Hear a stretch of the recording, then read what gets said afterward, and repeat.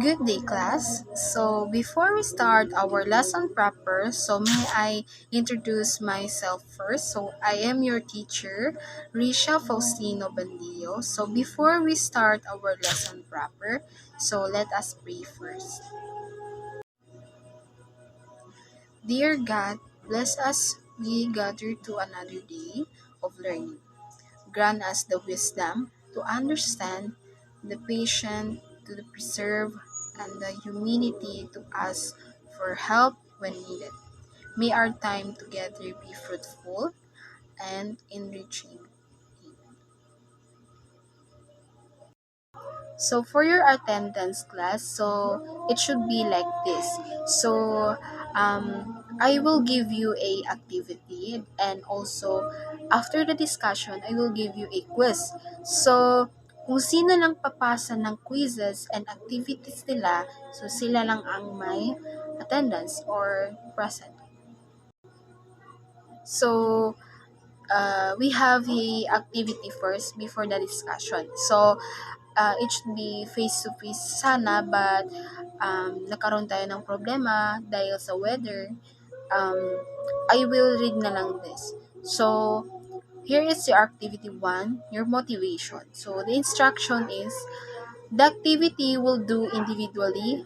Just find the missing letter, then complete the word. So, you will be answered this in the 1/4 sheet of paper.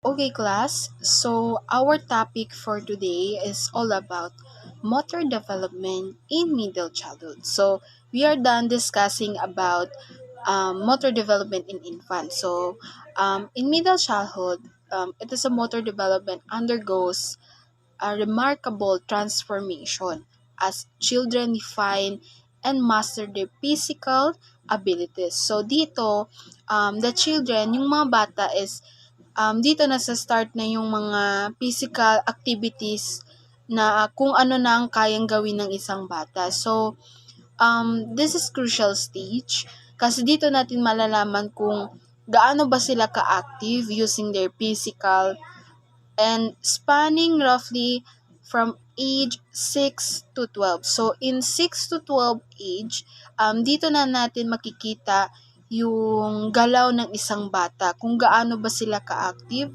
And dito na papasok yung ano matawag dito, yung hyper nila. So, marks the period a significant growth in both gross and fine motor skills. So, we have two types of motor development, which is gross motor skills and fine motor skills. So, from running and jumping to writing and drawing and physical or playing a musical instrument. So, yung mga makikita natin sa mga bata is in the age of 6 to 12 is marunong na sila mag-jump, mag-run, and sa fine motor skills also, marunong na sila magsulat, um, um, kung paano ba mag-drawing, and also playing music or musical instruments. So, children in middle childhood experience profound advancement in their physical capabilities. So, in these stages, dito na yung mga bata nag-e-enjoy, sobrang nag-e-enjoy. Based on my experience, me when I was in 10 years old or 8 years old, so dito talaga nafi-feel ko yung pagka-hyper ko, yung parang nafi-feel yung bata na yung freedom. Hindi nila iniisip yung problema sa buhay, kung hindi maglaro. Like galaw ng kanilang katawan, magsulat, mag-draw, and playing musical instruments. So this introduction sets a stage of exploring. So in this age, dito sila nag-explore yung mga physical abilities nila. But in a good way, syempre. Parents, kapag yung mga bata ay naglararo sa mga playground, so syempre, bantayin natin ng mabuti para iwas aksidente. And middle childhood motor development undergoes remarkable transformation. So, it has a big transformation when the age of the child is in the 6 to 12. So, dito, parang the word transform, kumbaga yung being hyper nila, yung mga abilities kung anong ginagawa nila sa mga gawaing bahay. Example, sa gawaing bahay din, pwede din silang mag-help, magtulong maglinis. So, under din yung motor development kasi physical yung ginagalaw nila. And this is very crucial stage kasi dito na natin malalaman kung yung isang bata ay gaano ba sila ka-active and hyper.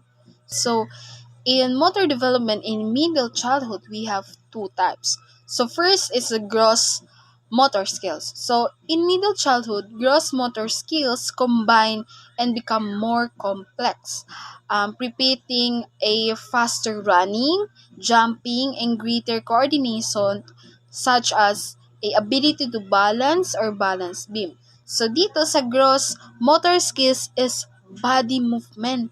Yung mga bata ay, yung mga skills nila, yung motor development nila is marunong na silang mag-run, jumping, parang dito na natin malalaman yung mga bata kung gaano ba sila ka-hyper by using their body movements. So, in gross motor skills, we have 4 types. So, first is improved coordination. So, in improved coordination, children become more skilled at activity like running, jumping, hooping, skipping, and throwing. So, improved coordination. At the age of 6 to 12 is dito na papasok yung being hyper nila, yung physical activities na gagawin nila. So, sa playground, makikita natin yung mga bata ginagawa nila is like simple jumping, running, hooping, skipping, and throwing. So, make it sure yung mga parents, kapag maglalaro yung isang bata sa playground, so babantayin natin para iwas aksidente. So, the next type of gross motor skills is balance and agility. So, they develop better balance and coordination and allowing them to participate in activities like climbing, gymnastic, and dancing with a greater ease. So, dito, from the word balance, at the age of 6 and 12, the child has already the balance, the ability to how they balance their movement. They physical movement. So, yung in this age, dito nade-develop yung better balance nila. So, like for example, makikita natin yung mga bata is marunong na sila mag-climb, marunong na sila mag-balance kung paano magsayaw. So, very important dito. Kasi dito din natin malalaman yung kung ano pa ang talent ng isang bata.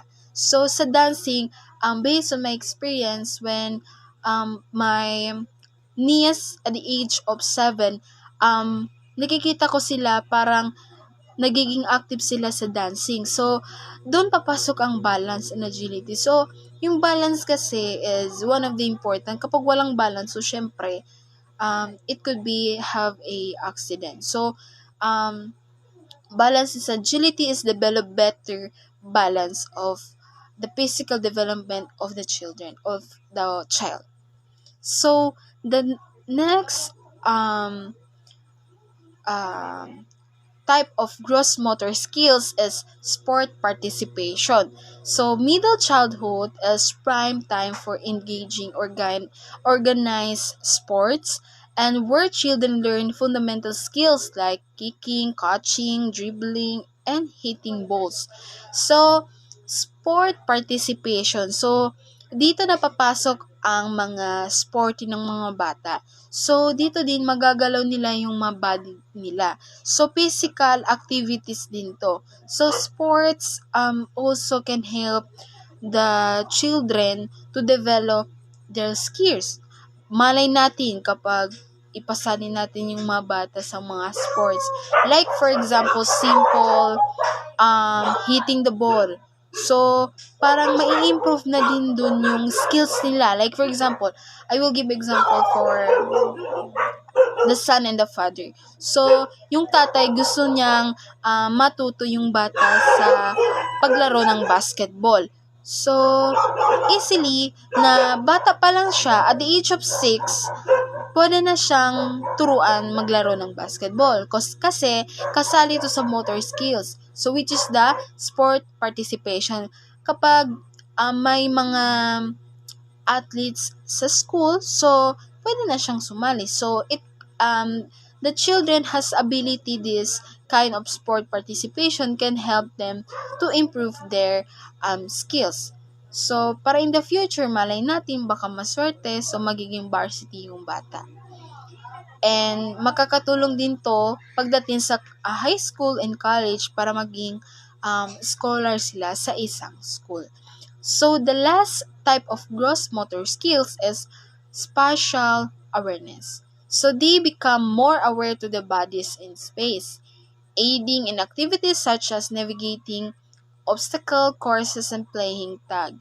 Here, partial awareness refers the individual understanding of their own body in relation to the surrounding space and objects within the space. So it involves the preserving the locations, orientations, and movement of oneself and object in environment. So spatial awareness is a crucial for tasks such as navigation, avoiding obstacles, and interacting the objects accurately. Okay, class. So we are done discussing the first type of motor development, which is gross motor skills. So the second type of motor development is the fine motor skills. So fine motor skills, it is involve the use of their smaller muscles of hands.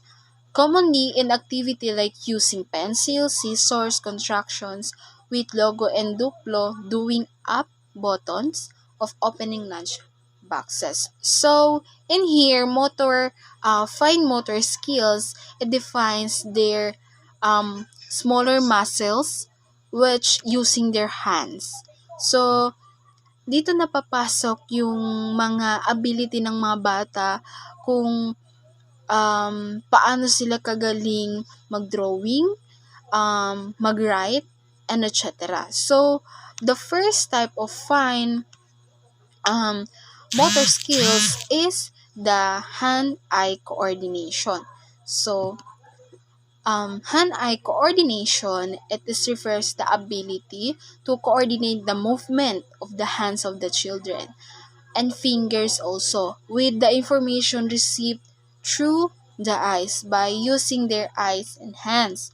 So in this doing activity, ginagamit dito yung mga bata is their eyes and hands moving. So it involves the synchronization of visual input with motor skills to perform tasks accurately and efficiently.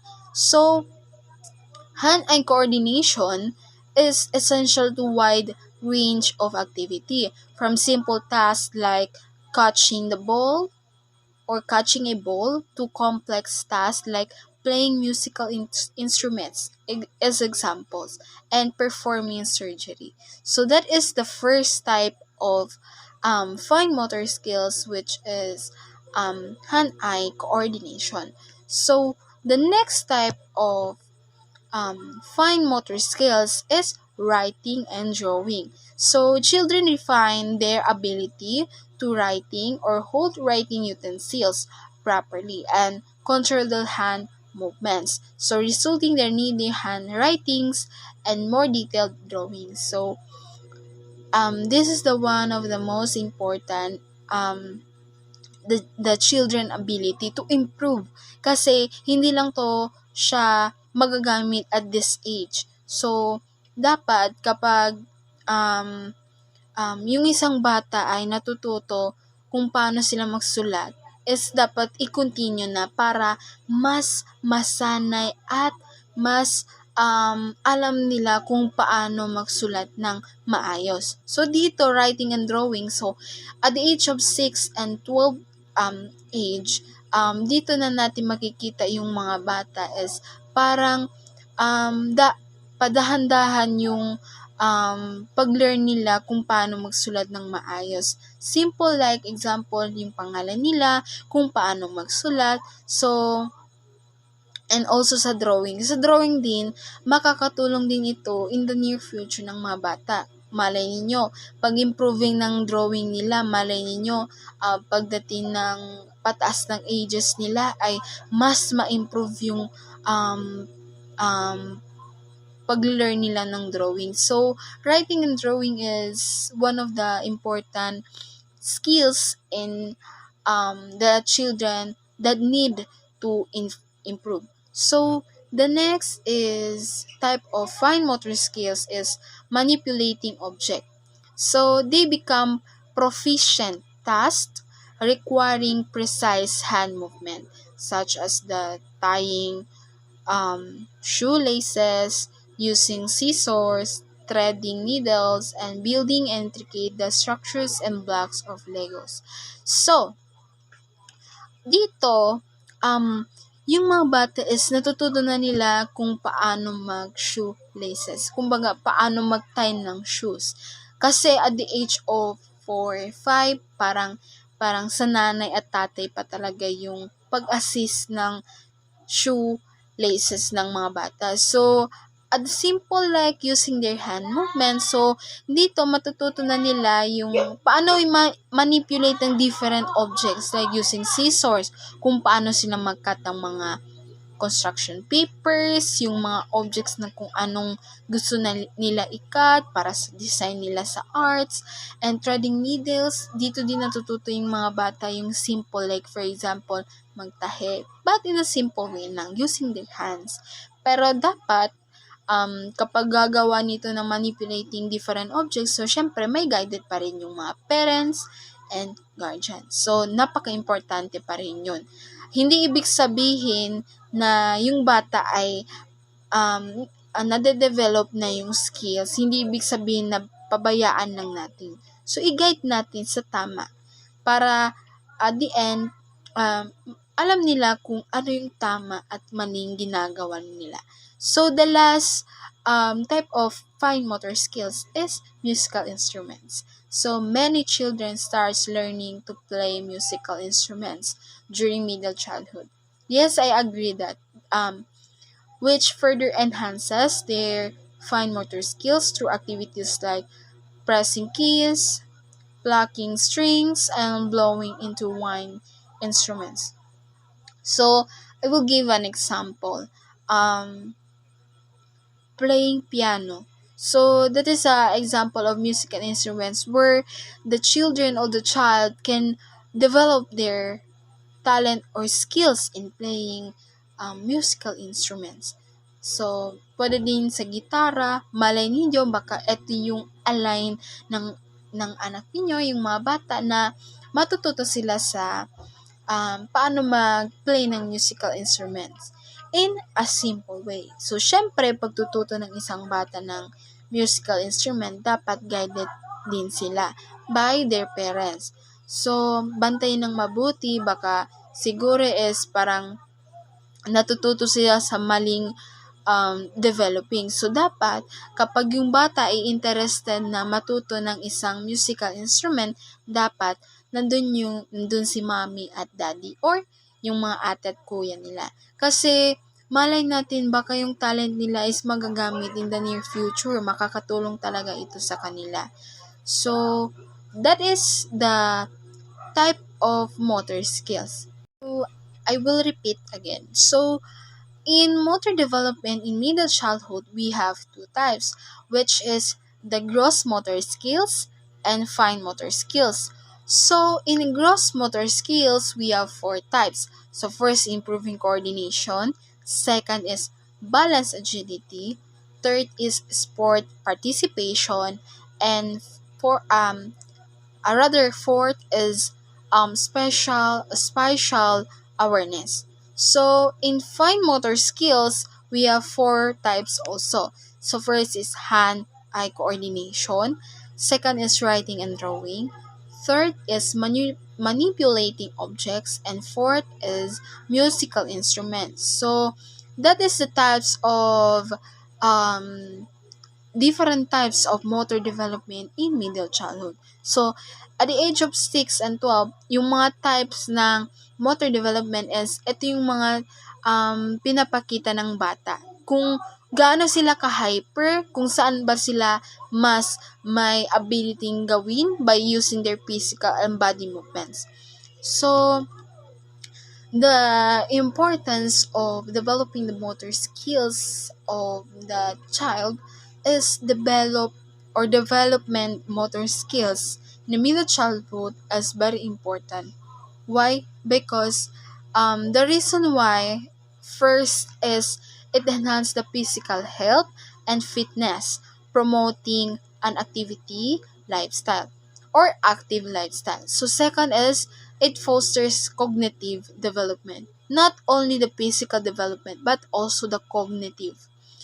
Um, as motor skills are linked to problem solving and spatial awareness. So lastly is it boosts the social and emotional development in enabling children to participate in group activities and build self-confidence through mastery and physical tasks. So this is important, developing the children motor skills, kasi dito na din mai-improve yung self-confidence ng isang bata.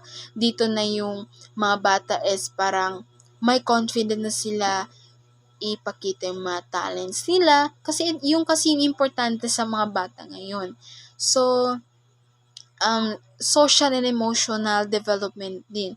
Not only their active lifestyle and cognitive development, but also their social and emotional development. And also, speaking of social, dito na din matututo yung mga bata participate within the group, parang socialize the other children. Pero dapat bantayin natin kapag mag-socialize yung mga bata, so dapat good manners din yung mga bata. Yung kinakasama ng mga bata sa mga laro or whatsoever. So, that's all our topic for today about middle childhood in motor development. So, here is your activity 2. So, kanina yung activity 1 binigay ko. So, here is your activity 2, which is your application. So, the activity will do is individually. Then, the student will choose one motor skills development, then draw and explain it. Do this in a long bond paper. So, like for example, me, I choose motor skills under gross motor skills. Like for example, I draw jumping.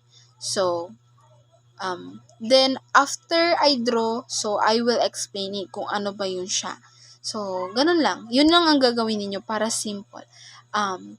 Dapat kasi to class is face-to-face, but sad to say na dahil sa weather, dahil sa mainit na panahon, so ganito ang nangyari sa atin. So, but still, do your activities. Okay. So, here is your assessment, which is your quiz 10 points. So, your quiz is type of enumeration lang to siya. So, very easy class. So, kapag i-view nyo tong video, so, madali lang sa inyo. So, first is give the two types of motor development and motor skills. Then second is give the 4 types of gross motor skills. And then last is give the 4 types of fine motor skills. So I will send this through Google Form para mas easy, para mas malaman ko kung sino-sino lang ang nag-take ng quiz dito sa topic. And I will send this sa GC na lang. Okay. So, that is class. So, thank you for listening and for your active participation. Thank you.